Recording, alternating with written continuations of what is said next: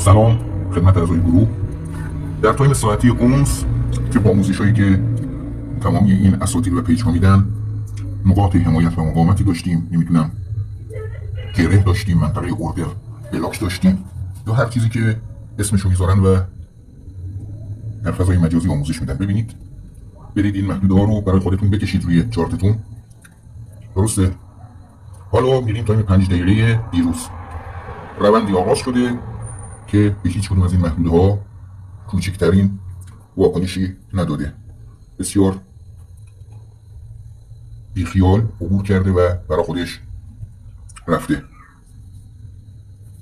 دلیل این که با این همه آموزش و پیج و مدعی استادی هیچ کس موفق نیست در این بازار همینه. چیزهایی به شما میآموزند که اگه یک دفعه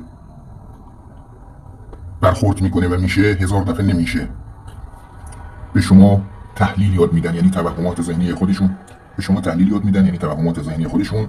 اینجا محدوده گره داریم، اینجا اوردر بلاک داریم، اینجا این اتفاق افتاده، محدوده حمایت مقاومت و یک کندل اسپایک زده، 50% این کندل باز دوباره نمیدونم اوردر میذاریم. اگر یک دفعه اتفاق میفته، 1000 دفعه اتفاق نمیفته. رها کنید این مسائل رو و دنبال دانش این بازار یا دنبال یه ابزار قطعی یا دنبال یه راه شدنی باشید. موفق